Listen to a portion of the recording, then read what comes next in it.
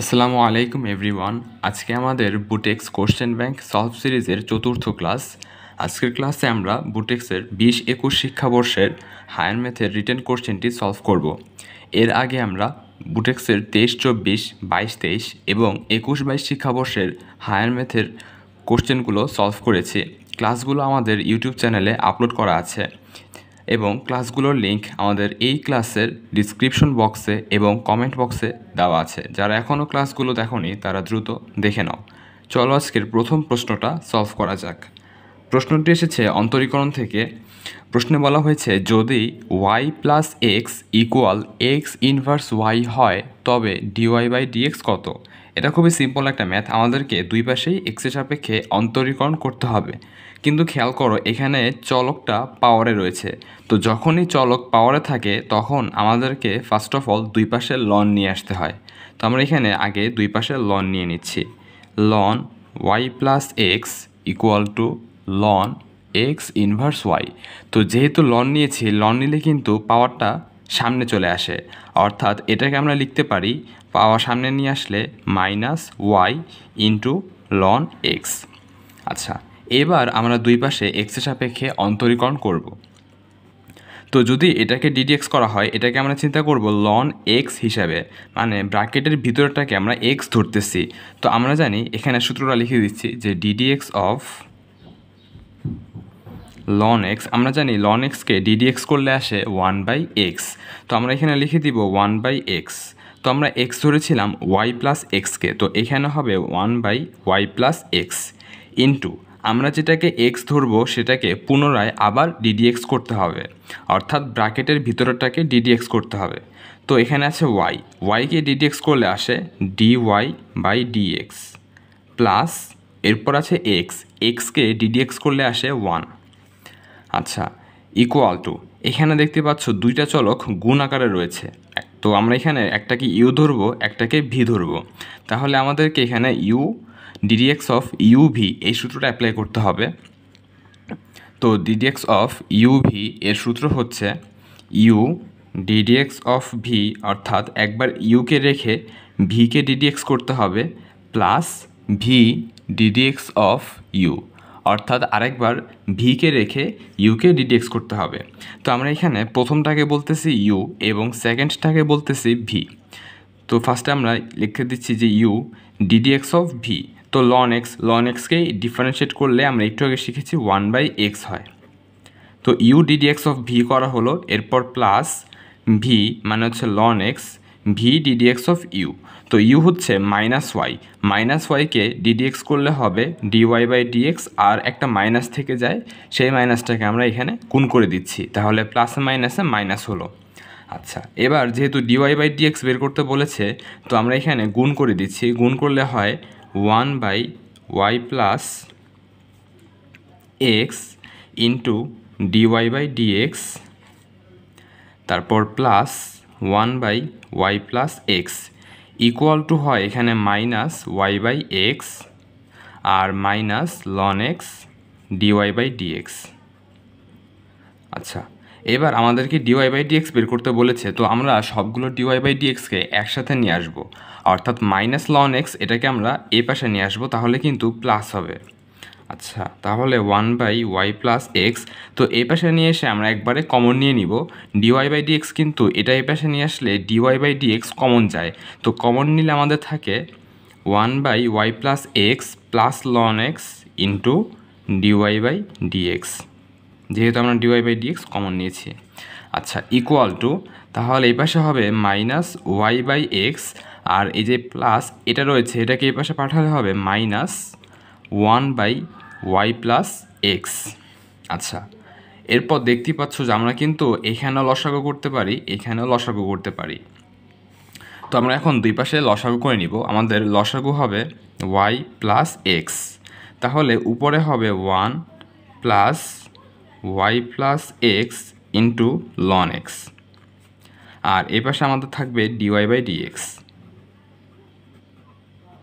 Equal to এখানে আমাদের লসাগু হবে x into y plus x. আর সুবিধার জন্য আমি আগেই মাইনাসটাকে কমন নিয়ে নিচ্ছি। তো মাইনাসটাকে যদি কমন নেওয়া হয় তাহলে ওয়াই এর সাথে কিন্তু ওয়াই প্লাস এক্স গুণ করতে হবে। তো যদি আমরা গুণ করে দেই তাহলে ওয়াই ইন্টু ওয়াই আসে y square plus x into y করলে আসে এক্স ওয়াই। যেহেতু মাইনাসটা আমরা কমন নিয়ে নিয়েছি তাহলে ভিতরের সবগুলো চিহ্ন কিন্তু প্লাস হবে। আচ্ছা, তো গুণ করা শেষ। এরপর প্লাস, এখানে আমাদের কোনটা নেই? এক্স নেই, তাহলে এক্স লবের সাথে গুণ করতে হবে, তাহলে এক্স ইন্টু ওয়ান করলে আসে এক্স। আমরা জাস্ট এখানে লসাগু করেছি।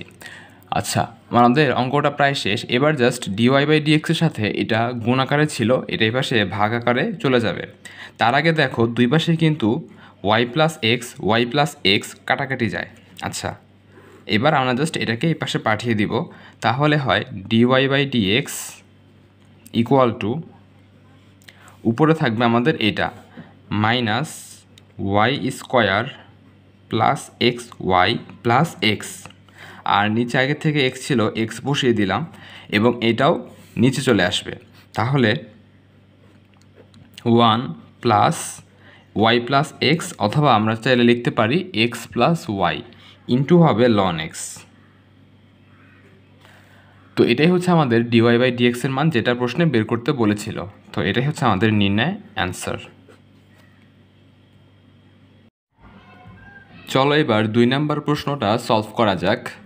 প্রশ্নে বলা হয়েছে যে একটি টাওয়ারের শীর্ষবিন্দু হতে অবাধে পড়ন্ত একখণ্ড পাথর এক্স মিটার দূরত্বে পৌঁছালে টাওয়ারের শীর্ষবিন্দুর ওয়াই মিটার নিচে কোনো বিন্দু থেকে আরেক খণ্ড পাথর নিচে ফেলা হলো। আচ্ছা, প্রশ্নটা একটু বড়, আমরা এটা স্টেপ বাই স্টেপ চিত্র এঁকে এরপর সলভ করব। তো ফার্স্ট আমাদের একটি টাওয়ারের কথা বলা হচ্ছে, আমরা ধরে নিচ্ছি এটা হচ্ছে আমাদের একটা টাওয়ার।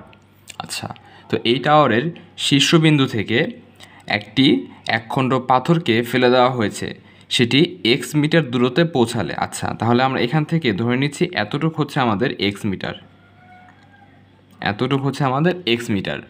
তো প্রথম পাথরটা যখন এতটুকু পৌঁছায় তখন শীর্ষবিন্দু থেকে ওয়াই মিটার নিচে, শীর্ষবিন্দু থেকে ওয়াই মিটার নিচে, তো আমরা ধরে নিচ্ছি যে আমাদের ওয়াই হচ্ছে এতটুকু, এটা হচ্ছে আমাদের ওয়াই। তো শীর্ষবিন্দু হতে ওয়াই মিটার নিচে কোনো একটা বিন্দু ধরছে আমরা এই বিন্দু থেকে আরেকটি পাথর নিচে ফেলা হলো। একটা পাথর তো উপর থেকে পড়তেছি এবং প্রথম পাথরটা এখানে আসার পরে আমরা এখান থেকে আরেকটা পাথর ফেলেছি যেটাও নিচের দিকে নামতেছে। তো এরপর বলা হয়েছে যদি পাথর দুইটি একই সাথে ভূমিতে পড়ে তাহলে টাওয়ারের উচ্চতা কত? তো টাওয়ারের উচ্চতাকে আমরা ধরে নিচ্ছি এইচ। তো এখানে বলা হয়েছে যে দুটি পাথর একই সাথে ভূমিতে পড়ে, অর্থাৎ প্রথম পাথরের ক্ষেত্রে এইখান থেকে শুরু করে ভূমিতে আসতে যদি টি সময় লাগে, দ্বিতীয় পাথরের ক্ষেত্রে এখান থেকে শুরু করে ভূমিতে আসতে কিন্তু টি সময় লাগে। আচ্ছা, কারণ পাথর দুইটা কিন্তু যখন প্রথম পাথরটা এখানে এসেছিল তখন দ্বিতীয় পাথরটা ছাড়া হয়েছিল এবং এরপর তারা দুজন একই সময় পড়ে। তো আমরা টাইম কাউন্ট করব এখান থেকে। আচ্ছা, তো এখান থেকে আমাদেরকে এইচের মানটা বের করতে বলা হয়েছে। তো আমরা কিন্তু চাইলে প্রথমে এতটুকু যদি ক্যালকুলেশন করি প্রথম পাথরের ক্ষেত্রে, তো এখান থেকে আমরা একটা জিনিস পেতে পারি, সেটা হচ্ছে প্রথম পাথরের ক্ষেত্রে কিন্তু এই অবস্থায় তার আদিবেগ 0, কোনো একটা বস্তুকে মুক্তভাবে ছেড়ে দিলে তার ক্ষেত্রে আদিবেগটা 0 হয়। আচ্ছা, তাহলে এখান থেকে আমরা জানি যে এক্স ইকুয়াল টু, বা আমরা এখান থেকে এটা লিখতে পারি যে v square equal to u square plus 2gh। তো এইচ না লিখে আমরা এখানে লিখবো এক্স, কারণ আমাদের যে সরণ সেটা হচ্ছে এক্স। আচ্ছা, তো এখানে যেহেতু আদিবেগের মানটা 0 তাহলে ইউ কিন্তু 0 হবে, থাকবে শুধুমাত্র 2gx। এখান থেকে আমরা বেগের মানটা পেয়ে গেলাম, ভি ইকুয়াল টু হবে √2gx, √2gx। আচ্ছা, তো এটা বের করার কারণ হচ্ছে আমরা যখন এখান থেকে কাউন্ট করব তো এই পয়েন্টে বস্তুটার যে শেষ বেগ ছিল সেটাই কিন্তু দ্বিতীয় ক্ষেত্রে বস্তুটার আদিবেগ হিসেবে কাউন্ট হবে। তো এখানে এই ক্ষেত্রে বস্তুটার যে শেষ বেগ আমরা পেয়েছি সেটা কিন্তু এই পয়েন্টে বেগ। আমরা যখন দ্বিতীয় ক্ষেত্রে হিসাব করব তখন এই পয়েন্টে বেগটা কিন্তু হবে আদিবেগ। আচ্ছা, তো আমরা এবার এই পয়েন্টে এই সূত্রটা অ্যাপ্লাই করব। তো এখানে আমাদের অতিক্রান্ত দূরত্ব কত? সেটা হবে h মাইনাস এক্স। এখান থেকে এই পর্যন্ত হচ্ছে h মাইনাস এক্স। তো আমরা লিখতে পারি যে h মাইনাস এক্স, আমরা একটা সূত্র পড়েছিলাম যে u t plus half g t square, ওইটাই লিখবো এখানে u t plus half g t square. তো এক্ষেত্রে আমাদের আদি বেগ হবে এই বেগের সমান, অর্থাৎ আমরা ইউ এর জায়গায় লিখতে পারি √2gx into T plus half g t square. একইভাবে যদি আমরা দ্বিতীয় বস্তুর ক্ষেত্রে লিখি তাহলে আমাদের এই যে যতটুকু স্মরণ হয়েছে সেটা হবে এইচ মাইনাস ওয়াই। তাহলে h minus y equal to দ্বিতীয় বস্তু কিন্তু এখানে স্থির অবস্থায় ছিল, অর্থাৎ দ্বিতীয় বস্তুর ক্ষেত্রে আদিবেগ হবে 0। তাহলে ইউটি এতটুকু কিন্তু 0 হয়ে যাবে, থাকবে শুধুমাত্র হাফ জি টি স্কোয়ার। আমরা কিন্তু দুই ক্ষেত্রে টি নিচ্ছি কারণ তারা একই সময় মাটিতে পড়েছে। আচ্ছা, এবার আমরা যদি এটাকে একটা সমীকরণ বলি, এটাকে একটা সমীকরণ বলি, তাহলে একটা থেকে আরেকটা বিয়োগ করলে আমাদের কিন্তু এইচ এবং এইচ কাটাকাটি যায়। আমরা 1 নম্বর সমীকরণ থেকে 2 নম্বর সমীকরণ বিয়োগ করতেছি, তাহলে আমাদের কাছে থাকে মাইনাস এক্স মাইনাসে মাইনাসে plus y equal to √2gx, আর বিয়োগ করলে কিন্তু হাফ জিটি স্কোয়ার, আর এখানের হাফ জিটি স্কোয়ার কাটাকাটি যায়। আমাদের কাছে থাকে শুধুমাত্র √2gx ইন্টু টি। আচ্ছা, তো এখান থেকে আমরা বলতে পারি যে টি ইকুয়াল টু হবে, এপাশে এটা গুণাকারে রয়েছে, এপাশে গেলে হবে ভাগ। আচ্ছা, তাহলে লিখতে পারি ওয়াই মাইনাস এক্স, এটাকে লেখা যায় ওয়াই মাইনাস এক্স, আর এটা ভাগ হলে হবে √2gx। তাহলে এখান থেকে আমরা টি এর মানটা পেয়ে গেলাম। এবার টি এর মানটা যে কোনো একটা সমীকরণে বসালেই কিন্তু আমরা এইচ এর মানটা পেয়ে যাব। তো সুবিধার জন্য আমরা 2 নম্বর সমীকরণে টি এর মানটা বসাচ্ছি। তো 2 নম্বর সমীকরণটা ছিল h minus y equal to half g into t square, অর্থাৎ এটাকে স্কোয়ার করতে হবে, তাহলে হবে y minus x whole square, এবং স্কোয়ার করলে কিন্তু এই রুটটা থাকবে না, তাহলে হবে 2gx। তাহলে দেখতেই পাচ্ছ এই জি এবং এই জি কাটাকাটি যায়, আর এখানে 2 দুগুণে 4 হবে। তারপর আমাদেরকে যেহেতু এইচ বের করতে হবে, আমরা মাইনাস ওয়াইটাকে এই পাশে পাঠিয়ে দিব, তাহলে হবে প্লাস ওয়াই। তাহলে আমাদের লাইনটা দাঁড়াচ্ছে, নিচে তো আমাদের হচ্ছে 2 দুগুণে 4 অর্থাৎ 4x, আর উপরে যে y minus x whole square রয়েছে এটাকে কিন্তু আমরা চাইলে লিখতে পারি x minus y whole square. Whole square থাকলে আমরা চাইলে সংখ্যাগুলোকে আগে পরে নিয়ে আসতে পারি। আচ্ছা, আর মাইনাস ওয়াই এপাশে গেলে হবে প্লাস ওয়াই। এখন আমরা যদি এখানে লসাগু করি তাহলে নিচে হবে 4x, উপরে হবে x minus y whole square plus 4x into y অর্থাৎ 4xy। এখন যদি খেয়াল করো তাহলে আমাদের উপরে কিন্তু একটা সূত্র হয়েছে a minus b whole square plus 4ab। আমরা কিন্তু 19 থাকতে এরকম একটা অনুসিদ্ধান্ত পড়েছিলাম যে a minus b whole square plus 4ab, এর অনুসিদ্ধান্ত ছিল a plus b whole square, a plus b whole square, আর নিচে আমাদের রয়েছে 4x, আর এখানে ইকুয়াল টু থাকবে আমাদের h। তো আমাদের কিন্তু প্রশ্নে টাওয়ারের উচ্চতা বের করতে বলেছিল, তো আমাদের টাওয়ার উচ্চতা হবে এইটা, h equal to x plus y whole square divided by 4x। এটাই হচ্ছে আমাদের নির্ণয় অ্যান্সার। আশা করি সবাই সম্পূর্ণ ম্যাথটা বুঝতে পেরেছ। চলো এবার 3 নাম্বার প্রশ্নটা সলভ করা যাক। প্রশ্নে বলা হয়েছে কোনো ত্রিভুজের শীর্ষবিন্দুগুলো এই উপবৃত্তের উপকেন্দ্রদ্বয় ও হচ্ছে মূলবিন্দু। তাহলে উপকেন্দ্র থেকে আমরা কিন্তু 2টা বিন্দু পাবো এবং মূলবিন্দু হচ্ছে আরেকটা বিন্দু। তো এই 3টা বিন্দু বিশিষ্ট যে ত্রিভুজ সেটার ক্ষেত্রফল বের করতে হবে। তো বুঝতে পারছো আমাদেরকে ফার্স্ট অফ অল এই উপবৃত্তের উপকেন্দ্র বের করতে হবে। তার জন্য আগে এই সমীকরণটাকে আদর্শ আকারে নিতে হবে। আমরা জানি উপবৃত্তের আদর্শ আকার হচ্ছে x minus h whole square divided by a square plus y minus k whole square divided by b square equal to 1, যেখানে এইচ কমা কে হচ্ছে উপকেন্দ্রের বা উপবৃত্তের কেন্দ্র, এইচ কমা কে হচ্ছে উপবৃত্তের কেন্দ্র। আচ্ছা, তো আমাদেরকে এই পাশে 1 রাখতে হবে। তো এখানে যেহেতু ইকুয়াল টু 400 আছে, তো 1 বানানোর জন্য সবাইকে 400 দিয়ে ভাগ করতে হবে। তো যদি 400 দিয়ে ভাগ করা হয় তাহলে হয় 16 into x minus 2 whole square divided by 400 plus 25 into y minus three whole square divided by এখানেও হবে 400 ইকুয়াল টু 400/400 করলে আসে 1। তো এখন যদি আমরা কাটাকাটি করি 16 এবং 400 কাটাকাটি করলে আসে 25 x minus 2 whole square divided by 25 থেকে কিন্তু আমরা চাইলে লিখতে পারি 5 স্কোয়ার। আচ্ছা, এরপর plus y minus 3 whole square into divided by 25 এবং 400 কাটাকাটি করলে আসে 16। তো 16কে আমরা লিখতে পারি 4 স্কোয়ার ইকুয়াল টু 1। তো আমরা কিন্তু আদর্শ আকারে চলে এসেছি। আচ্ছা, তো এখানে দেখতেই পাচ্ছ যে এটা হচ্ছে আমাদের এ, এটা হচ্ছে বি, অর্থাৎ এর মান হলো 5, বি এর মানটা হলো 4। তার মানে এ হলো বি থেকে বড়। যদি এর মানটা বি থেকে বড় হয় তাহলে আমাদের উপবৃত্তের চিত্রটা হয় ঠিক এরকম, অর্থাৎ বৃহদাক্ষ থাকে এক্স অক্ষ বরাবর। আচ্ছা, তাহলে এই উপবৃত্তের উপকেন্দ্র একটা হবে এই পাশে, একটা হবে এই পাশে, আর এই সব উপকেন্দ্রের স্থানাঙ্ক হবে প্লাস মাইনাস এ ই কমা 0, অর্থাৎ একটা হচ্ছে প্লাস এ ই কমা 0 আর একটা হচ্ছে মাইনাস এ ই কমা 0। তো এখানে উপকেন্দ্র বের করার আগে আমাদের কিন্তু ই এর মানটা লাগবে। আমরা তো এর মান পেয়ে গেছি, এবার কি লাগবে? ই লাগবে, অর্থাৎ উৎকেন্দ্রিকতার মানটা লাগবে।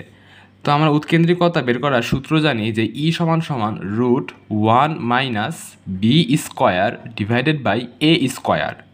আচ্ছা, equal to √1 minus b square মানে হচ্ছে 4 স্কোয়ার অর্থাৎ 16। তো আমরা এখানে একবারে 16 বসিয়ে দিচ্ছি, ডিভাইডেড বাই এ স্কোয়ার মানে হচ্ছে 5 স্কোয়ার অর্থাৎ 25। তাহলে যদি এখানে লসাগু করা হয় তাহলে নিচে হবে 25, এখানে হবে 25 থেকে 25 মাইনাস 16। তো 25 মাইনাস 16 করলে আসে 9, এবং 9কে যদি আমরা রুট করি তাহলে পেয়ে যাব 3। তো এখানে একবারে 3 লিখে দিচ্ছি, ডিভাইডেড বাই 25কে যদি রুট করা হয় তাহলে আমরা পেয়ে যাব 5। তো এটা হচ্ছে আমাদের উৎকেন্দ্রিকতার মান। এবার আমরা উপকেন্দ্র বের করব। তো প্লাস মাইনাস এ ই লিখেছি, এটা কিন্তু আমাদের ভুজ, এবং 0 এটা হচ্ছে কোটি।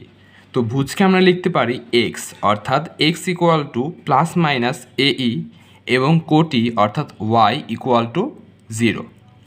আচ্ছা, এবার আমাদের যে উপবৃত্তের সমীকরণ দেওয়া আছে সেখানে কিন্তু এক্সের জায়গায় এক্স হবে না, সেখানে হবে এক্স মাইনাস 2, অর্থাৎ কেন্দ্র থাকলে এই পুরোটাই লিখতে হয়। তো আমরা এখানে এক্সের জায়গায় লিখব x minus 2 equal to plus minus a. আমাদের এখানে বলেছিলাম যে 5 স্কোয়ার এটা মানে হচ্ছে এ স্কোয়ার, তাহলে এ হবে শুধু 5। তাহলে এর মানটা হচ্ছে আমাদের 5 ইন্টু ই, এর মানটা আমরা পেয়েছি 3/5। এরপর ওয়াই এর জায়গায় আমরা লিখব ওয়াই মাইনাস 3, তাহলে এখানে লিখে দিচ্ছি ওয়াই মাইনাস 3 ইকুয়াল টু 0। তাহলে কিন্তু এখান থেকে খুব সহজেই ওয়াই পাওয়া যায় 3। আর এখান থেকে আমরা পাবো এক্স ইকুয়াল টু মাইনাস 2, এপাশে গেলে হবে প্লাস 2, প্লাস মাইনাস 5 এবং 5 কাটাকাটি যাবে, থাকবে শুধুমাত্র 3।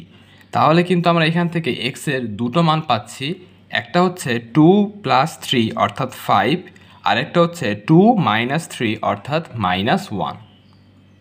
তাহলে আমাদের যে একটা হবে উপকেন্দ্র হবে এক্স কমা ওয়াই, তো একটা হবে 5,3, আমাদের একটা উপকেন্দ্র হচ্ছে 5,3 এবং আরেকটা উপকেন্দ্র হচ্ছে -1,3।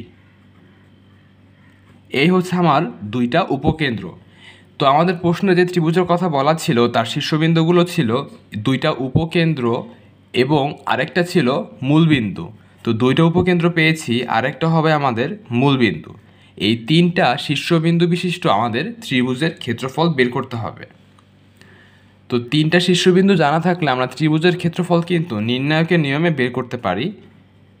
ক্ষেত্রফল ইকুয়াল টু হবে হাফ ইন্টু প্রত্যেকটা বিন্দু বসিয়ে দিব। প্রথমে বসাচ্ছি আমরা 0,0 দিয়ে শুরু করছি, তাহলে সুবিধা হবে 0 0, তারপর 5 3, এরপর -1 3, এরপর প্রথম বিন্দুটা আরেকবার বসানো লাগবে।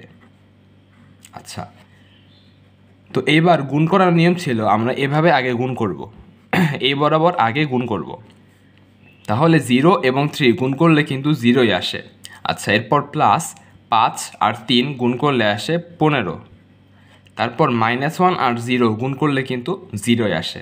আচ্ছা, তো এভাবে গুণ করা শেষ। এবার আমরা নিচের থেকে গুণ করব এভাবে।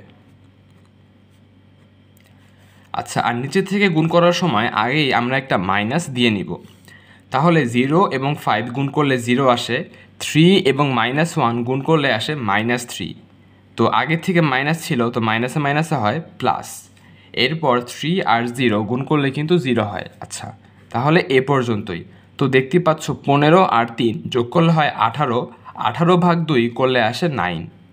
তার মানে আমাদের এই ত্রিভুজের ক্ষেত্রফল হচ্ছে 9 বর্গ একক। এটাই হচ্ছে আমাদের নির্ণয় অ্যান্সার। 4 নাম্বার প্রশ্নটা এসেছে যোগজীকরণ থেকে। চলো প্রশ্নটা সলভ করি। প্রশ্নে বলা হয়েছে লিমিট 0 থেকে, মানে ইন্টিগ্রেটের লিমিট দেওয়া আছে 0 থেকে π/2 এবং ইন্টিগ্রেটটা হচ্ছে 1/a sin square theta plus b cos square theta. আচ্ছা, তো এরকম ফরম্যাট থাকলে আমরা চেষ্টা করব যে এটাকে টেনে কনভার্ট করার। আমরা জানি যে টেন থিটা এর সূত্র হচ্ছে sine theta by cos theta, অর্থাৎ টেনে কনভার্ট করতে হলে সবাইকে কস দিয়ে ভাগ করতে হবে। এবং শুধু কস না, এখানে যেহেতু স্কোয়ার রয়েছে তাহলে কস স্কোয়ার থিটা দিয়ে সবাইকে ভাগ করতে হবে। তাহলে আমরা এখানে ভাগ করে দিচ্ছি 0 থেকে π/2, আর এখানে হচ্ছে 1। তো 1কে যদি আমরা কজ স্কোয়ার থিটা দিয়ে ভাগ করি তাহলে 1/কজ স্কোয়ার থিটা, সেখানে আমরা লিখতে পারি sec square theta d theta. এরপর নিচে হচ্ছে এ সাইন স্কোয়ার থিটা ভাগ কজ স্কোয়ার থিটা করলে আসে tan square theta plus b into, এখানে কজ স্কোয়ার থিটা ছিল, এটাকে যদি আবার কজ স্কোয়ার থিটা দিয়ে ভাগ করি তাহলে কজ স্কোয়ার থিটা আর কজ স্কোয়ার থিটা কাটাকাটি গিয়ে কিন্তু 1 থাকে। তো আমাদের এখানে ভাগ করা শেষ। আচ্ছা, এবার দেখতে পাচ্ছ যে আমাদের নিচে আছে টেন থিটা এবং উপরে আছে sec square theta d theta. তো আমরা যদি টেন থিটাকে জেড ধরে নিই তাহলেই কিন্তু sec square theta d theta এর মানটা ডিজেড চলে আসে। তাহলে আমরা এখানে সাইডে tan theta equal to z ধরে নিব। ধরি tan theta equal to z, তাহলে পরের লাইনে লিখতে পারি sec square theta into d theta equal to d z. তাহলে এখানে আমরা sec square theta d theta এর জায়গায় লিখে দিতে পারি ডিজেড। এরপর এখানে হচ্ছে আমাদের এ, টেন থিটার জায়গায় আমরা লিখব জেড স্কোয়ার প্লাস বি। আচ্ছা, যেহেতু আমরা এখানে চলকটাকে চেঞ্জ করেছি আমাদের কিন্তু লিমিটগুলোকেও চেঞ্জ করতে হবে। তো দেখো, যখন আমরা এটা বক্স করে দেখাচ্ছি, উপরে হচ্ছে আমাদের থিটা, নিচে হচ্ছে জেড। তো থিটা এর ক্ষেত্রে লিমিটগুলো হচ্ছে 0 এবং π/2। তো যখন থিটা এর মান 0, অর্থাৎ থিটার মান যদি এখানে 0 বসানো হয় তাহলে জেডের মান কত আসে, টেন 0, অর্থাৎ 0 চলে আসে। এরপর যখন এখানে π/2 বসানো হবে তাহলে টেন π/2 এর মান হচ্ছে অসংজ্ঞায়িত, মানে 1/0 আসতো, এজন্য আমরা অসংজ্ঞায়িত বলতাম। তো এখানে আমরা 1/0কে বলতে পারি ইনফিনিটি। আচ্ছা, তাহলে আমাদের লিমিট হবে 0 থেকে ইনফিনিটি, 0 থেকে ইনফিনিটি। এবার এই ইন্টিগ্রেট আমরা কীভাবে করব, আমরা এটা একটা সূত্র পড়েছিলাম যে integration dx divided by x square plus a square equal to ছিল আমাদের 1/a into tan inverse x/a plus হচ্ছে সি। তো আমরা কিন্তু এখানে এই সূত্রটা অ্যাপ্লাই করতে পারি। তো তার জন্য দেখো এখানে কিন্তু শুধু এক্স স্কোয়ার ছিল এবং এক্সের কোনো সহগ ছিল না। তো এখানে যেহেতু সহগ রয়ে গেছে এ, তো আমরা একটা কাজ করব, এটাকে আগে কমন নিয়ে নিব। আচ্ছা, তো যদি এ কমন নেওয়া হয় তাহলে কিন্তু এটা 1/a আকারে কমন নিচ্ছি।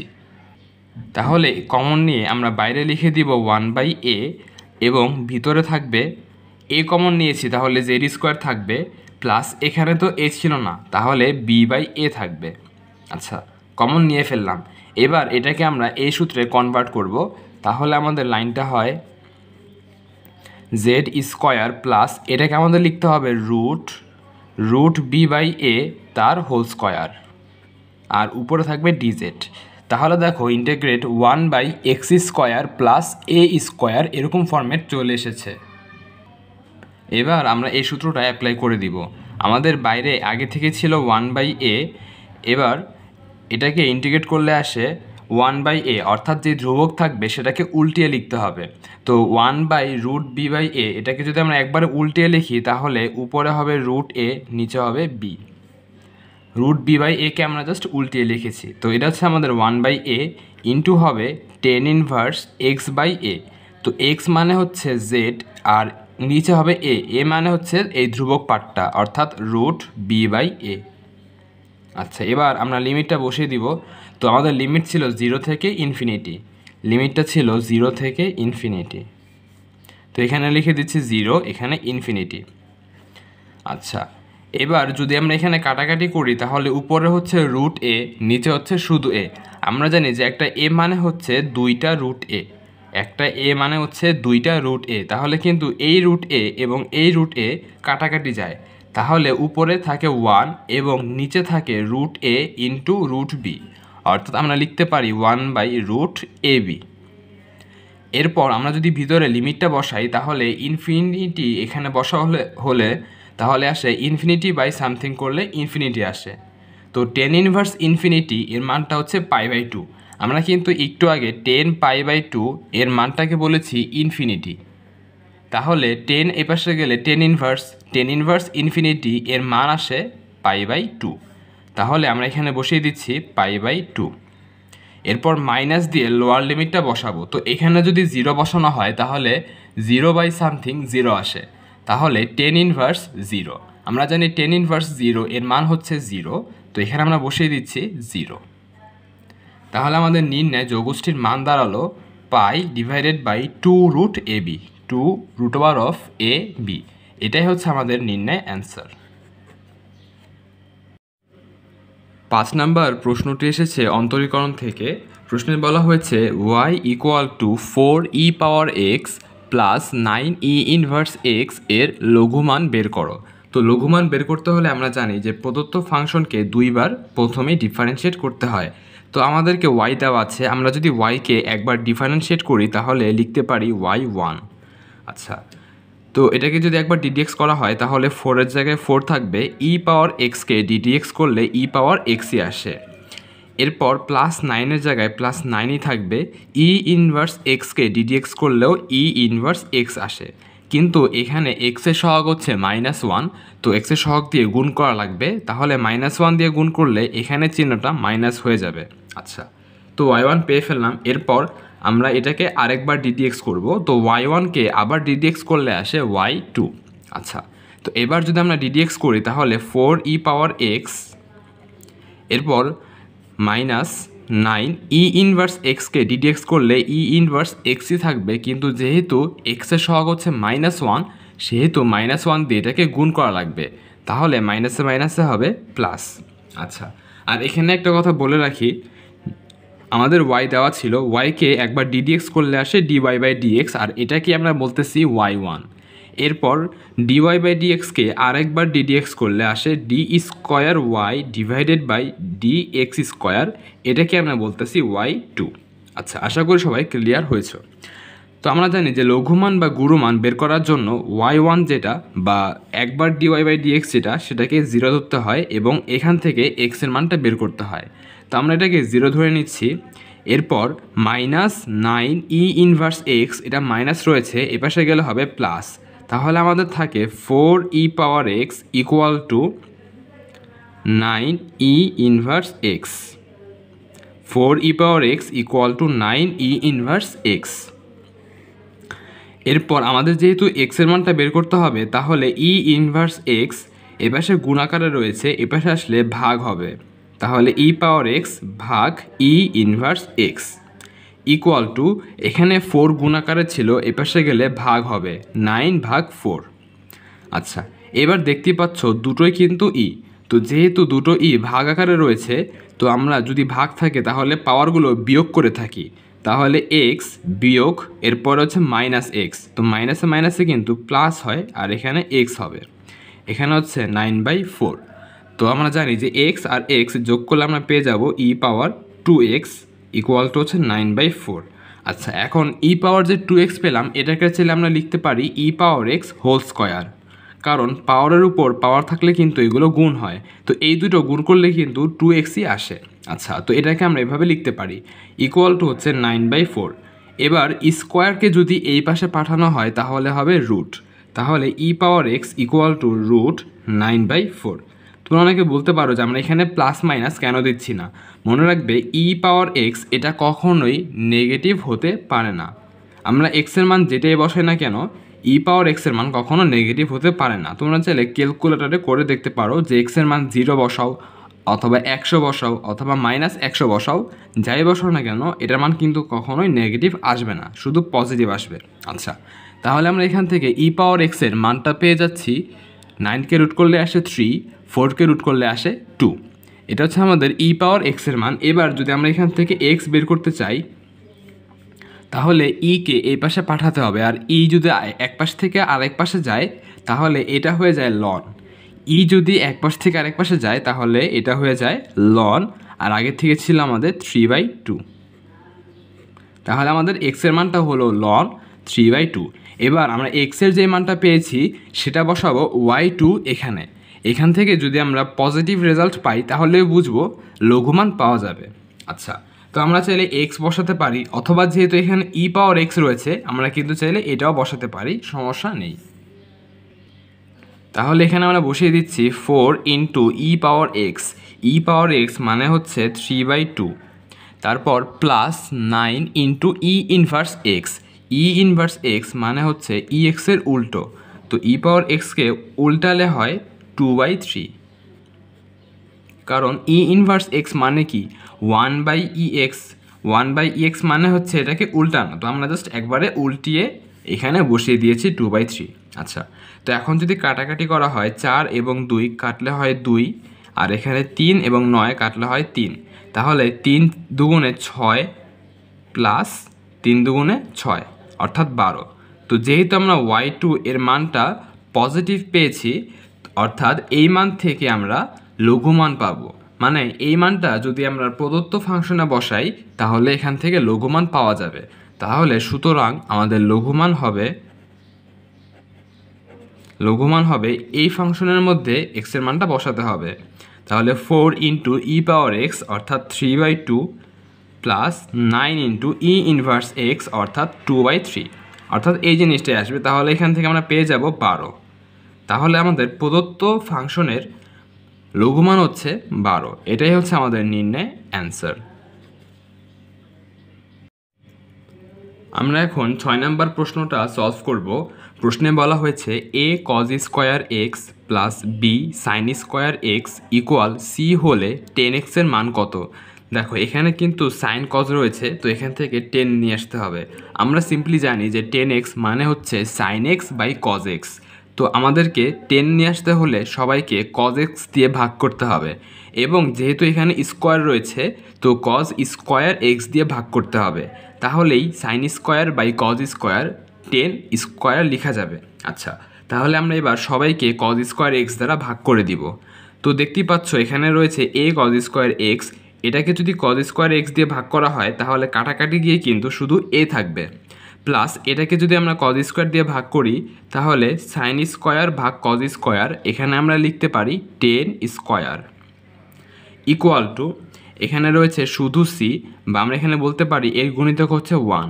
তো 1কে যদি আমরা ভাগ করি কজ স্কোয়ার এক্স দিয়ে তাহলে 1/কজ স্কোয়ার এক্স, এখানে লেখা যাবে সেক স্কোয়ার এক্স।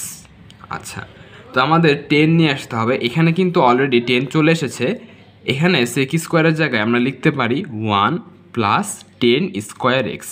এটা ছিল আমাদের ত্রিকোণমিতির সূত্র। আচ্ছা, এরপর যেহেতু এখানে সি গুণ আকারে রয়েছে তো আমরা সিম্পলি গুণ করে দিব, তাহলে সি ইন্টু 1 করলে আসে c plus c into 10 square x. তো আমাদেরকে 10 স্কোয়ার এক্স বের করতে হবে, তো 10গুলোকে আমরা একসাথে নিব, অর্থাৎ এখানে লিখব বি 10 স্কোয়ার এক্স আর প্লাস সি 10 স্কোয়ার এক্সটাকে এ পাশে আনলে হবে minus c 10 square x equal to, এখানে থাকবে সি, আর এখানে যে শুরুতে প্লাস এ ছিল সেই প্লাস এ পাশে গেলে হবে মাইনাস এ।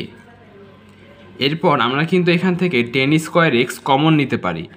10 স্কোয়ার এক্স কমন নিলে হয় b minus c, b minus c equal to হচ্ছে আমাদের সি মাইনাস এ। এরপর বি মাইনাস সি গুণ আকারে রয়েছে, এপাশে গেলে হবে ভাগ, তাহলে 10x equal to c minus a, b minus c এখানে এপাশে গিয়ে ভাগ হয়ে গেল। আচ্ছা, এরপর আমাদের কিন্তু এখানে স্কোয়ার ছিল, তো স্কোয়ার না দিয়ে যদি আমরা এপাশে পাঠিয়ে দিই তাহলে স্কোয়ার এপাশে গেলে হবে প্লাস মাইনাস রুট ওভার। তো আমাদেরকে 10x এর মান বের করতে বলেছিল, 10x এর মান হচ্ছে এটা, অর্থাৎ এটাই হচ্ছে আমাদের নির্ণয় অ্যান্সার। 7 নম্বর প্রশ্নটি এসেছে যোগজীকরণ থেকে। প্রশ্নে বলা হয়েছে y ইকুয়াল এক্স স্কোয়ার বক্ররেখা। আমরা কিন্তু বুঝতে পারতেছি যে এটা হচ্ছে পরাবৃত্তের সমীকরণ। আমরা জানি যে পরাবৃত্তের সমীকরণ দুই ধরনের হয়ে থাকে, একটা হচ্ছে y স্কোয়ার ইকুয়াল 4ax, আর একটা হচ্ছে আমাদের x square equal two 4ay। তো এটার চিত্র হয় যেটা একঘাতি, মনে রাখবে পরাবৃত্তের ক্ষেত্রে যেটা একঘাতি পরাবৃত্তটা সেই দিকে হা করে থাকে, তাহলে এখানে এক্স হচ্ছে একঘাতি, তাহলে পরাবৃত্তের চিত্র হবে এক্স অক্ষের দিকে হা করে থাকবে, অর্থাৎ এরকম। এবং এখানে আমাদের একঘাতি হচ্ছে ওয়াই, তাহলে পরাবৃত্তের চিত্র হবে ওয়াই অক্ষের দিকে হা করে থাকবে। আচ্ছা, তো এটা বুঝতে পারলাম আমাদের পরাবৃত্তের সমীকরণ। এরপর বলা হয়েছে এক্স মাইনাস ওয়াই প্লাস 2 সরল রেখা দ্বারা সীমাবদ্ধ ক্ষেত্রের ক্ষেত্রফল নির্ণয় করো। আচ্ছা, তো আমরা এই দুটোকেই চিত্র এঁকে নিচ্ছি। ফার্স্টে আমাদের ওয়াই ইকুয়াল এক্স স্কোয়ার, এটা কিন্তু এর সাথে মিলে যাচ্ছে, ওয়াই ইকুয়াল এক্স স্কোয়ার এটার সাথে মিলে যাচ্ছে, অর্থাৎ আমাদের পরাবৃত্তের চিত্রটা হবে ঠিক এরকম। এটা আমরা নিচে আরেকবার এঁকে নিচ্ছি। এই হচ্ছে আমাদের ওয়াই ইকুয়াল এক্স স্কোয়ার পরাবৃত্তটা, যেটা একঘাতি পরাবৃত্ত সেদিকে হা থাকবে, যেহেতু এখানে ওয়াই হচ্ছে একঘাতি সেহেতু ওয়াই অক্ষের দিকে মুখ করে থাকবে। আচ্ছা, এরপর আরেকটা রেখা সমীকরণ দেওয়া আছে, তো এটাকে আমরা মডিফাই করি, তাহলে মাইনাস ওয়াইটাকে এই পাশে নিলে আসে প্লাস ওয়াই, আর এই পাশে থাকবে এক্স প্লাস 2। আচ্ছা, এটাকে যদি আমরা কম্পেয়ার করি y equal to m x plus c এর সাথে, তাহলে সি এর মানটা হচ্ছে প্লাস 2, অর্থাৎ এই সরলরেখাটা ওয়াই অক্ষ থেকে পজিটিভ অংশ থেকে 2 একক অংশ ছেদ করবে। বলতে পারি যে এতটুকু হচ্ছে আমাদের 2, তাহলে আমাদের সরলরেখার সমীকরণটা হবে এদিক বরাবর, অর্থাৎ আমাদের এই সরলরেখাটা ওয়াই অক্ষের পজিটিভ দিক থেকে 2 একক অংশ ছেদ করবে। আচ্ছা, তো এবার আমাদেরকে বলেছে যে এই সরলরেখা এবং এই পরাবৃত্ত দ্বারা যে সীমাবদ্ধ ক্ষেত্র তার ক্ষেত্রটা হচ্ছে আমাদের ঠিক এতটুকু। আমাদেরকে এই অংশের ক্ষেত্রফল বের করতে বলা হয়েছে। তো দেখতেই পাচ্ছ এই অংশের ক্ষেত্রফলটা কিন্তু এক্স অক্ষের উপরে অবস্থিত, এক্স অক্ষের নিচে নয়। তাহলে আমরা বলবো যে ক্ষেত্রফলটা হবে এরিয়া ইকুয়াল টু ইন্টিগ্রেশন, যেহেতু এক্স অক্ষের উপরে এর জন্য আমরা এখানে ইন্টিগ্রেট করব এক্সের সাপেক্ষে, অর্থাৎ এখানে লিখব ডিএক্স। তো যেহেতু ডিএক্স লিখেছি তো এখানে লিখতে হবে ওয়াই, মানে আমাদেরকে এই ফাংশনগুলোকে ওয়াই ইকুয়াল টু আকারে লিখতে হবে, তাহলেই কিন্তু এখানে এক্সের ফাংশন আসবে। আচ্ছা, তো আমাদের ফাংশনগুলো হবে, একটা হবে এক্স প্লাস 2, একটা হবে এক্স স্কোয়ার। তো এই দুটো ইকুয়েশন আমাদেরকে বিয়োগ করতে হবে। এখন প্রশ্ন হচ্ছে কোনটা থেকে কোনটা বিয়োগ করব। সিম্পলি মনে রাখতে পারো যে যেই রেখাটা উপরে থাকবে, দেখো এটা হচ্ছে আমাদের পরাবৃত্তের রেখা, এটা হচ্ছে আমাদের সরলরেখার রেখা। তো দেখতেই পাচ্ছ যে উপরে আর আছে কোনটা, আমাদের সরলরেখার যেই রেখাটা সেটা কিন্তু উপরে রয়েছে, আর বক্ররেখাটা নিচে রয়েছে। তাহলে আমরা লিখব সরলরেখার ইকুয়েশন মাইনাস পরাবৃত্তের ইকুয়েশন। তো সরলরেখার ইকুয়েশন আমরা লিখব এইটা, ওয়াই এর জায়গায় লিখব এক্স প্লাস 2, মাইনাস করব পরাবৃত্তের ইকুয়েশন যেটা হচ্ছে ওয়াই এর জায়গায় লিখব এক্স স্কোয়ার। আচ্ছা, এরপর আমরা ডিএক্স দিয়ে দিব। এরপর সবথেকে ইম্পর্ট্যান্ট যে জিনিসটা সেটা হচ্ছে লিমিট দেওয়া। তো আমরা দেখতে পাচ্ছি আমাদের ক্ষেত্রফলটা কিন্তু এই পয়েন্ট থেকে শুরু করে এই পয়েন্ট পর্যন্ত। তো এই পয়েন্টগুলোর ক্ষেত্রে আমাদের এক্সের মান লাগবে। আমরা যেহেতু এক্সের সাপেক্ষে ইন্টিগ্রেট করতেছি, তো আমাদের শুধু ভুজের মানটা লাগবে এই বিন্দুগুলোর। তো এই বিন্দুগুলো কিন্তু দুইটার ছেদবিন্দু, রেখা এবং পরাবৃত্তের ছেদবিন্দু। তো আমরা সিম্পলি ছেদবিন্দু বের করলেই হয়ে যাবে। আচ্ছা, তো রেখা থেকে আমরা পেয়েছি ওয়াই ইকুয়াল এক্স প্লাস 2, এই মানটা যদি আমরা পরাবৃত্তের মধ্যে বসিয়ে দিই তাহলে কিন্তু এক্স পাওয়া যায়। আমরা এখানে লিখছি এক্স স্কোয়ার ইকুয়াল টু ছিল ওয়াই, তো ওয়াই এর জায়গায় আমরা লিখব এক্স প্লাস 2। আচ্ছা, এরপর এক্স স্কোয়ার প্লাস এক্স এ পাশে আসলে হবে মাইনাস এক্স +2 এপাশে গেলে হবে -2 ইকুয়াল টু থাকবে 0। তো বুঝতেই পারছো এবার আমাদেরকে মিডল টার্ম করতে হবে। মিডল টার্ম করলে কিন্তু আমরা এক্সের মানটা পেয়ে যাব। তো এখানে মিডল টার্ম করলে আসে 2 একে 2 হয়, আবার 2 আর 1 বিয়োগ করলে 1 আসে, তাহলে -2x আর +x আসে। এখান থেকে আমি একবার এক্সের মানটা লিখিয়ে দিচ্ছি। আমাদের এক্সের একটা মান হবে 2 আর একটা মান হবে -1। আচ্ছা, তার মানে বুঝতে পারতেছে আমাদের লিমিটটা হচ্ছে -1 থেকে 2, অর্থাৎ এখানে আমাদের এক্সের মান হচ্ছে -1, এখানে আমাদের এক্সের মান হচ্ছে 2। তো আমরা এখানে লিমিটটা বসিয়ে দিচ্ছি -1 থেকে 2। আচ্ছা, এবার আমরা ইন্টিগ্রেট করে ফেলবো। তো এক্সকে ইন্টিগ্রেট করলে আসে x² ডিভাইডেড বাই 2। আমরা জানি যে ইন্টিগ্রেট x⁻n dx, এটার সূত্র হচ্ছে x⁻n+1 ডিভাইডেড বাই n+1। তো এখানে x এর পাওয়ার রয়েছে 1, তো সূত্র অনুযায়ী উপরে হবে x⁻1+1, যেটা পাওয়ার থাকে তার সাথে কিন্তু 1 যোগ করতে হয়। তো 1 এর সাথে 1 যোগ করলে 2, তো পাওয়ারে যা সেটা কিন্তু নিচেও বসে, তো এই জন্য আমরা এখানে এবং এখানে 2 লিখে দিয়েছি। এরপর +2 ইন্টু এখানে x নেই, তো x না থাকলে আমরা ধরে নিব যে x এর পাওয়ার রয়েছে 0, কারণ x⁻0 মানে কিন্তু 1। তো আমরা বলতে পারি যে এখানে গুণাকারের 1 রয়েছে, তো 1 রয়েছে মানে হচ্ছে x⁻0 রয়েছে। তো এটাকে যদি আমরা ইন্টিগ্রেট করি তাহলে আসে x⁻0+1, নিচেও আসে 0+1, তাহলে x এর পাওয়ার থাকে 1 এবং নিচেও থাকে 1, তাহলে কিন্তু শুধু x আসে। অর্থাৎ মনে রাখবে এখানে তো 2 এর জায়গায় 2 বসবে, থাকে 1। আমরা মনে রাখবো যে 1কে ইন্টিগ্রেট করলে আসে x, তো এখানে লিখে দিচ্ছি x। এরপর মাইনাস, একই সূত্র, উপরে হবে 2 + 1 অর্থাৎ 3, নিচেও হবে 3। এবার আমরা এখানে লিমিটটা বসিয়ে দিব 2 আর হচ্ছে -1। আচ্ছা, তো যদি ফার্স্ট অফ অল 2 বসানো হয় তাহলে হবে 2²। আমরা জানি যে 2কে স্কোয়ার করলে হয় 4, এরপর 4/2 করলে আসে 2, প্লাস এখানে যদি লিমিট বসানো হয় তাহলে 2 বসালে 2 দুগুণে 4, মাইনাস এখানে 2 বসানো হলে 2রে কিউব করলে আসে 8 অর্থাৎ 8/3। এরপর লোয়ার লিমিট বসানোর পূর্বে আমরা একটা মাইনাস দিয়ে নেব, এটা হচ্ছে আমাদের আপার লিমিট বসানোর পরে। এরপর লোয়ার লিমিট বসানোর আগে আমরা একটা মাইনাস দিয়ে নিব, তারপর লিমিটটা বসাবো। তো যদি এবার এক্সের জায়গায় -1 বসানো হয় তাহলে -1² অর্থাৎ +1 ডিভাইডেড বাই 2। এরপর এখানে -1 বসালে প্লাসে মাইনাসে আসে -2 একে 2, মাইনাস এখানে যদি -1 বসানো হয় -1কে কিউব করলে -1ই থাকে, আবার আগে থেকে মাইনাস ছিল, তো দুটো মাইনাসে কিন্তু প্লাস হবে আর নিচে হবে 3। আচ্ছা, এবার এই যোগ বিয়োগটা আমরা সিম্পলি ক্যালকুলেটরের সাহায্যে করতে পারি। আচ্ছা, তো আমরা এখানে ক্যালকুলেটরের সাহায্যে করে ফেলতেছি।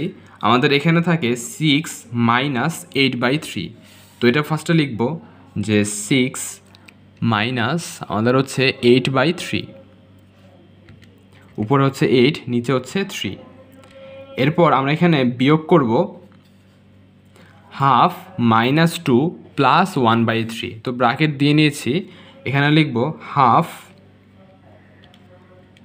-2, তারপর হচ্ছে আমাদের প্লাস 1/3, 1 ডিভাইডেড বাই 3। তো এগুলো যদি আমরা যোগ বিয়োগ করি তাহলে আমাদের রেজাল্টটা আসে 9/2, অর্থাৎ আমাদের নির্ণয় ক্ষেত্রফলটা হবে 9/2 বর্গ একক। আমরা যদি অ্যান্সারটা মিলাতে চাই যে আমাদের ইন্টিগ্রেশনটা সঠিক হয়েছে কি না, তাহলে কিন্তু এটা করা যাবে। তার জন্য এই ফাংশনটা ক্যালকুলেটরে তুলে ফেলতে হবে।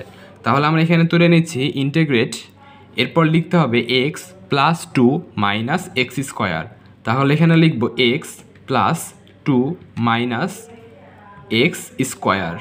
আচ্ছা, এবার লিমিটটা বসাতে হবে, তাহলে লিমিটটা হচ্ছে -1 থেকে 2, তাহলে এখানে লিখলাম -1, তারপর হচ্ছে 2, তাহলে কিন্তু আমাদের অ্যান্সারটা একই আসে, অর্থাৎ 9/2 আসে। তাহলে আমার অঙ্কটা সঠিক হয়েছে। আশা করি সবাই বুঝতে পেরেছ। তাহলে এটা হচ্ছে আমাদের নির্ণয় অ্যান্সার।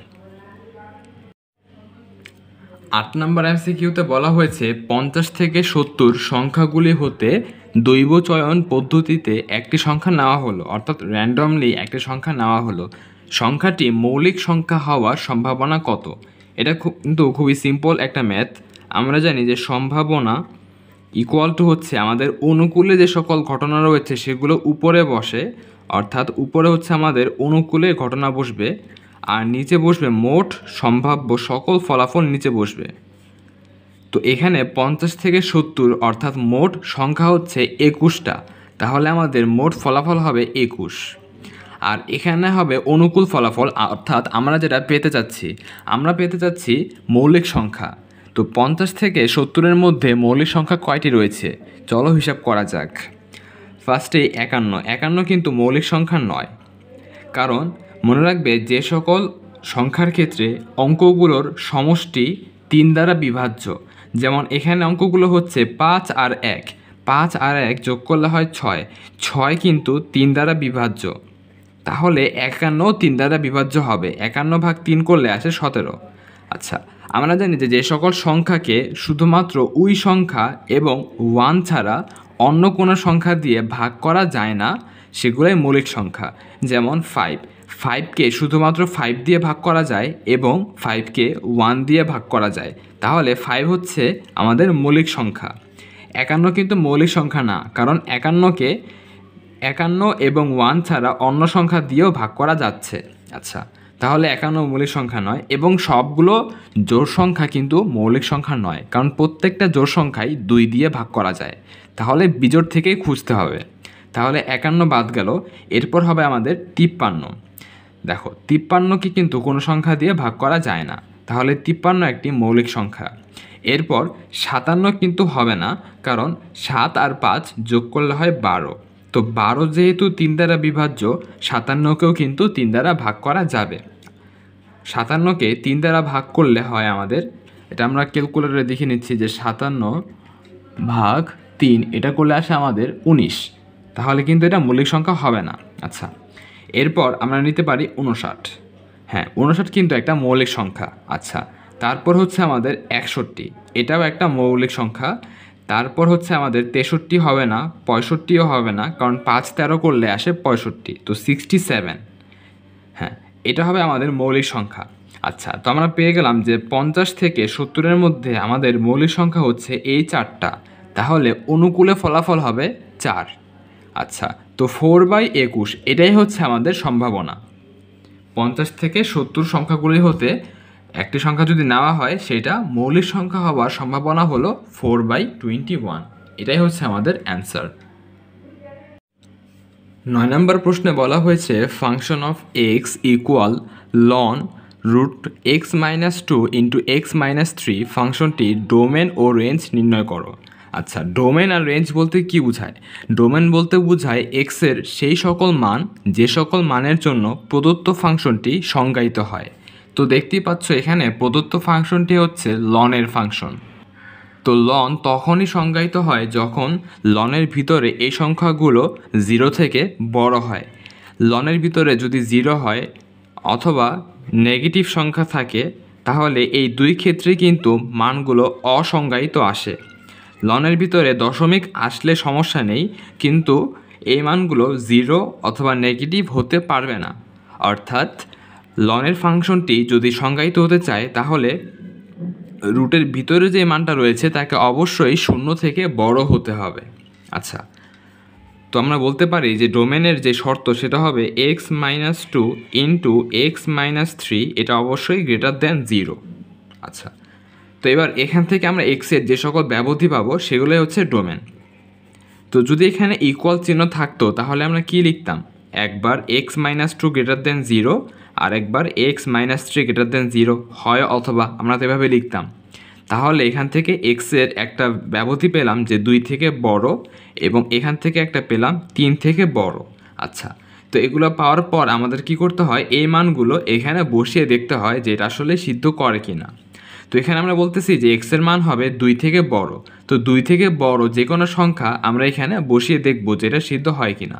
সাপোজ আমরা এখানে 2 থেকে বড় 2.5 বসাচ্ছি, তো 2.5 বসালে 2.5 মাইনাস 2, এটা করলে আসে 0.5 ইন্টু 2.5 মাইনাস 3, এটা করলে কিন্তু নেগেটিভ সংখ্যা চলে আসে, অর্থাৎ মাইনাস 0.5 চলে আসে। এবার গুণফল আমাদের যতই হোক না কেন, আমরা জাস্ট চিহ্নের দিকে খেয়াল রাখবো। এখানে কিন্তু চিহ্নটা আসতেছে প্লাস মাইনাসে মাইনাস, অর্থাৎ 0 থেকে ছোট সংখ্যা বোঝাচ্ছে। তো 0 থেকে ছোট কিন্তু এখানে গ্রহণযোগ্য নয়। তাহলে যেহেতু এটা গ্রহণযোগ্য নয়, আমাদেরকে জাস্ট এই চিহ্নটা উল্টিয়ে দিতে হবে, x<2। তাহলে এবার 2 এর থেকে ছোট যে কোনো সংখ্যা আমরা যদি এখানে বসাই তাহলে কিন্তু সিদ্ধ হবে। তাহলে এটা হচ্ছে আমাদের একটা সঠিক মান। একইভাবে আমরা এখানে x এর মান 3 থেকে বড় যে কোনো সংখ্যা বসিয়ে দেখব। তো 3 থেকে বড় আমরা ধরে নিচ্ছি 4। তো এখানে যদি 4 বসানো হয়, 4 - 2, 2 পজিটিভ চিহ্ন আসে। এরপর 4 - 3 অর্থাৎ 1, এটাও কিন্তু পজিটিভ চিহ্ন আসে। তো প্লাসে প্লাসে করলে কিন্তু প্লাসই হয়, অর্থাৎ 0 থেকে বড় আসে। তার মানে এইটা আমাদের এই সমীকরণকে সিদ্ধ করে। তাহলে আমাদের সঠিক ব্যবধি হবে এইটা এবং এইটা। আচ্ছা, তো এটাকে আমরা কিভাবে লিখব? চলো চিত্র এঁকে দেখা যাক, বা আমার সংখ্যা রেখে একা বোঝাচ্ছি। সংখ্যা রেখার ক্ষেত্রে মাঝখানে কিন্তু 0 থাকে, এখানে থাকে 1, এখানে 2, এখানে 3, আর এখানে ডট ডট ইনফিনিটি পর্যন্ত থাকে। একইভাবে এখানে -1, এখানে -2, এখানে -3 এবং এখানে -ইনফিনিটি পর্যন্ত। তো এখানে আমরা বলতেছি যে x এর মান 2 থেকে ছোট। 2 থেকে ছোট কত পর্যন্ত এটা কিন্তু বলা নেই, তো আমরা বলতে পারি ইনফিনিটি পর্যন্ত। অর্থাৎ x এর মান হবে ইনফিনিটি থেকে ইনফিনিটি আর 2 এর মাঝে যে সকল সংখ্যা রয়েছে সবগুলো। তো এরকম ব্যবধি থাকলে এটাকে আমরা প্রকাশ করতে পারি। আচ্ছা, এখানে দেখো 2 থেকে ছোট, তার মানে কিন্তু 2 থেকে ছোট বলতে এই সবগুলোকে বোঝাচ্ছি। 2 থেকে ছোট বলতে সব এদিকে যাবে, বাম দিকে যাবে। আচ্ছা, তো এটা যাবে -ইনফিনিটি পর্যন্ত। তাহলে এখানে হবে -ইনফিনিটি, অর্থাৎ x এর মান হচ্ছে -ইনফিনিটি এবং 2 এর মাঝে সকল সংখ্যা। তাহলে এই ব্যবধিকে আমরা লিখব ফার্স্ট ব্র্যাকেটে -ইনফিনিটি, 2। একইভাবে পরেরটা হচ্ছে x এর মান 3 থেকে বড়। তো 3 থেকে বড় সেটা কত সেটা কিন্তু বলা নেই। তো 3 থেকে বড় মানে হচ্ছে ডান দিকে যাবে, অর্থাৎ 4, 5, 6 এভাবে করে কিন্তু ইনফিনিটি পর্যন্ত আসবে। তো এক্ষেত্রে আমরা বলবো যে x এর মানটা হচ্ছে 3 থেকে শুরু করে ইনফিনিটি পর্যন্ত, প্লাস ইনফিনিটি পর্যন্ত। তাহলে এই হচ্ছে আমাদের নির্ণয় দুইটা ব্যবধি, এবং এগুলো হচ্ছে আমাদের ডোমেনের মান। তো এগুলো হচ্ছে আমাদের ডোমেন। সুতরাং আমরা লিখে দিব যে ডোমেন ইকুয়াল টু, যেহেতু এটাও হবে এবং এটাও হবে, তো আমরা লিখতে পারি -ইনফিনিটি, 2 ইউনিয়ন, যেহেতু দুইটাই হচ্ছে তো আমরা এখানে ইউনিয়ন দিব। এরপর বলবো 3, ইনফিনিটি। আচ্ছা, তো এটা গেল আমাদের ডোমেন। এরপর হচ্ছে আমাদের রেঞ্জ। রেঞ্জ বলতে বোঝায় এক্সের, বা রেঞ্জ বলতে অ্যাকচুয়ালি ফাংশনটারই মান বোঝায়। মানে এক্সের মানগুলো আমরা এখানে বসালাম, বসানোর পরে সম্পূর্ণ ফাংশনের যেই মানগুলো পাবো সেটাই হচ্ছে আমাদের রেঞ্জ। আচ্ছা, তো এক্সের মান অর্থাৎ এই মানগুলো বসানোর পরে লনের ভিতরে আমরা যেটা বসাই না কেন, 0 থেকে বড় যত সংখ্যায় বসাই না কেন সেটা কিন্তু আমরা বাস্তব সংখ্যা পাবো। আমরা পজিটিভ, নেগেটিভ বা 0 পেতে পারি, কারণ লনের ভিতরে যদি 1 আসে তাহলে কিন্তু 0 আসে। আচ্ছা, একইভাবে আমরা এখানে পজিটিভ, নেগেটিভ কখন আসে? যদি আমরা লনের ভিতরে 0 পয়েন্ট সামথিং বসাই, অর্থাৎ 0 থেকে বড় বসাচ্ছি, বাট 0 থেকে 0 পয়েন্ট সামথিং মানে 0.53 এরকম দশমিক যুক্ত কোনো সংখ্যা বসালে কিন্তু লনের মানটা নেগেটিভ আসে। তাহলে এখান থেকে ফাংশনের মানটা কিন্তু আমরা পজিটিভ, নেগেটিভ এবং 0 সবগুলোই পাচ্ছি, কিন্তু কখনো জটিল সংখ্যা বা অসংজ্ঞায়িত মান পাবো না। তাহলে আমাদের রেঞ্জ হবে সকল বাস্তব সংখ্যা। যেহেতু আমরা পজিটিভ, নেগেটিভ, দশমিক সকল সংখ্যায় পাচ্ছি, তাহলে বলতে পারি যে আমাদের রেঞ্জ হবে বাস্তব সংখ্যা। এটাকে আমরা এভাবে লিখতে পারি যে এফ আর মানে হচ্ছে আমাদের রিয়েল নাম্বার, অর্থাৎ বাস্তব সংখ্যা। তো এই হচ্ছে আমাদের ডোমেন এবং রেঞ্জ। আশা করি সবাই ম্যাথটা বুঝতে পেরেছ। আমরা আমাদের সর্বশেষ প্রশ্নে চলে এসেছি, চলো এটা সলভ করা যাক। প্রশ্নে বলা হয়েছে 1 / 1 - x × 3 - x এর বিস্তৃতিতে x পাওয়ার r এর সহগ নির্ণয় করতে বলা হয়েছে। তো এখন তোমাদের মনে প্রশ্ন আসতে পারে যে এইখানে রাশিতে তো কোনো x পাওয়ার r নেই, তাহলে প্রশ্নে আমরা x পাওয়ার r কীভাবে নিয়ে আসবো, এটা একটু পরে বুঝতে পারবে। আচ্ছা, আর এই ম্যাথটি করার পূর্বে আমাদেরকে একটি ধারা জানতে হবে। ধারাটি হচ্ছে 1 / 1 - x এর একটি ধারা রয়েছে, সেটি একদম simple. 1 + x + x² + x³ + x⁴ এভাবে প্লাস ডট ডট চলতেই থাকবে। তাহলে এখানে যেহেতু বলেছে এক্স পাওয়ার আর, তো আর এর মান যে কোনো কিছু হতে পারে, আমরা ধরে নিচ্ছি আর এর মান মাঝখানে কোনো একটা পাওয়ার হবে। এভাবেই কিন্তু আমরা এক্স পাওয়ার আরটা পেতে পারি। আর এর মান এখানে 10 হতে পারে, 15 হতে পারে, যে কোনো মান হতে পারে। তো আমরা এখানে মাঝামাঝি দিয়ে দিব। আচ্ছা, তো এই ধারাটি আমরা এখানে কিভাবে অ্যাপ্লাই করব? তো অ্যাপ্লাই করার জন্য আমাদেরকে ফার্স্ট অফ অল এই রাশিটাকে আংশিক ভগ্নাংশে ভাঙাতে হবে। তো আমাদের দেওয়া আছে 1 divided by 1 minus x into 3 minus x. তো আংশিক ভগ্নাংশ ভাঙানোর নিয়ম ছিল আমরা এখানে লিখে দিব 1 মাইনাস এক্স প্লাস এখানে লিখে দিব 3 মাইনাস এক্স। আমাদেরকে এখান থেকে লবের মানটা বের করতে হবে। তো খেয়াল করো, আমরা ফার্স্টে 1 মাইনাস এক্স লিখিনি কোনগুলা? 1 ডিভাইডেড বাই 3 মাইনাস এক্স লিখিনি। তো যেই জিনিসগুলো লিখিনি সেগুলো এখানে লিখতেছি 1 ডিভাইডেড বাই 3 মাইনাস এক্স। আচ্ছা, তো এবার এর কাজটা কি? দেখো, যেটা আমরা লিখে ফেলেছি সেটা ইকুয়াল টু আমরা 0 ধরবো। তো এটা ইকুয়াল যদি 0 দ্বারা হয় তাহলে কিন্তু আমরা এখান থেকে মাইনাস এক্স এপাশে নিলে প্লাস এক্স হবে। এখান থেকে আমরা এক্সের একটা মান পেলাম, সেটা হচ্ছে 1। তো এই যে 1 পেলাম, এই মানটা আমরা এবার এখানে বসাবো। তো এখানে যদি 1 বসানো হয় তাহলে 3 মাইনাস 1 অর্থাৎ 2, তাহলে আসে হাফ। তাহলে এই যে আমরা হাফ পেলাম, এই হাফটাই আমরা উপরে বসাবো। একইভাবে আমরা এখানে করব, যে জিনিসটা আমরা এখানে লিখেছি সেই জিনিসটা ইকুয়াল টু 0 ধরবো। 0 ধরার পরে এখান থেকে এক্সের মানটা কত আসে? এক্সের মানটা আসে 3 পেলাম। এবার এই 3 কোথায় বসাবো? দেখো, এখানে কিন্তু আমাদের যে রাশিগুলো ছিল তাদের মধ্যে আমরা 3 মাইনাস এক্স লিখিনি কোনটা? 1 বাই 1 মাইনাস এক্স। তো যেটা লিখবো না সেটা সাইডে রাফ হিসেবে লিখবো 1 ডিভাইডেড বাই 1 মাইনাস এক্স। আচ্ছা, লিখে ফেললাম। লিখার পরে এবার এক্সের জায়গায় কত বসাবো? এই যে এখান থেকে আমরা এক্স ইকুয়াল 3 পেয়েছি, সেটা এখানে বসাবো। তো 3 বসালে 1 মাইনাস 3 করলে আসে -2, আর উপরে থাকে 1 অর্থাৎ মাইনাস হাফ। তো এই মাইনাস হাফটা আমরা এখানে বসাবো। অর্থাৎ দুটো রাশিকে আমরা ফার্স্ট অফ অল সেপারেট করার পরে এখান থেকে এটা ইকুয়াল 0 ধরে এক্সের একটা মান পেলাম। সেই এক্সের মানটা আমরা এই রাশি ব্যতীত যেখান থেকে এক্সের মান পেয়েছি সেটা ব্যতীত বাকি জায়গায় বসাবো। তো বাকি জায়গায় বসালে কিন্তু আমাদের আসে হাফ। দ্বিতীয় ক্ষেত্রে একই কাজ করেছি, আমরা 3 মাইনাস এক্স থেকে এক্সের মানটা পেয়েছি 3। তো এবার আমরা এই যে 3 মাইনাস এক্স বাদে বাকি রাশিগুলোতে এক্সের মানটা বসাবো, তাহলে পেয়ে গেলাম মাইনাস হাফ। এর মাধ্যমে কিন্তু আমরা এটাকে আংশিক ভগ্নাংশে বিভক্ত করে ফেলেছি। তাহলে আমাদের লাইনটা দাঁড়ায়, হাফটাকে আমরা শুরুতে নিয়ে আসি, হাফ ইন্টু আমরা চাইলে কিন্তু দুই পাশ থেকে হাফটা কমন নিতে পারি। তো হাফটাকে যদি কমন না হয় তাহলে থাকে 1 ডিভাইডেড বাই 1 মাইনাস এক্স, তারপর প্লাসে মাইনাসে হবে -1 ডিভাইডেড বাই 3 মাইনাস এক্স। আমরা দুই পাশ থেকেই হাফটাকে কমন নিয়ে ফেলেছি, তাহলে এটা থাকে।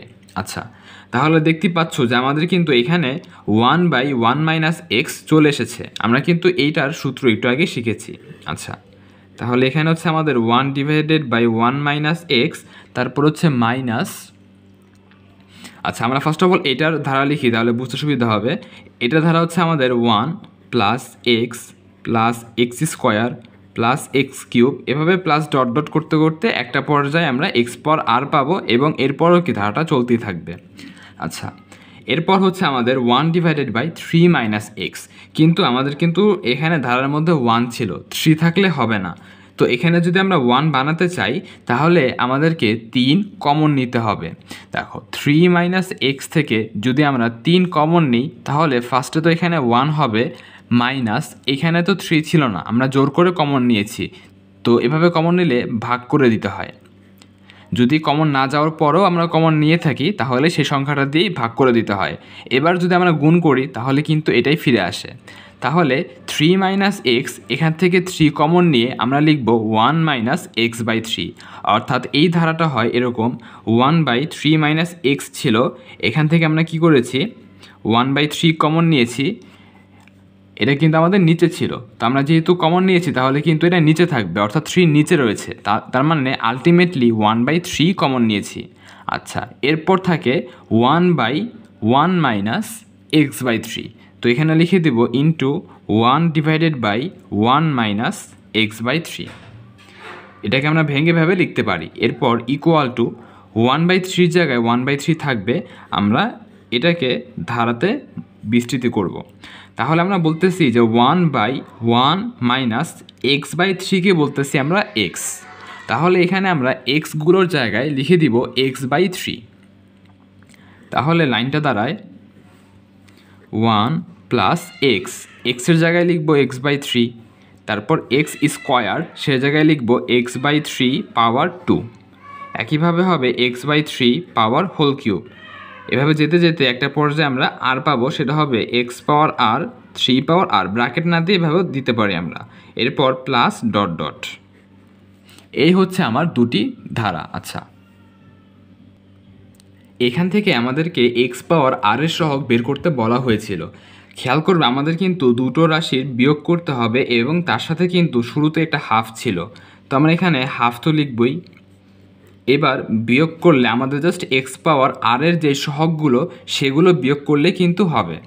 আচ্ছা, তো এখানে দেখতে পাচ্ছ প্রথম রাশির ক্ষেত্রে x পাওয়ার r এর সহগ হচ্ছে আমাদের 1, এরপর মাইনাস।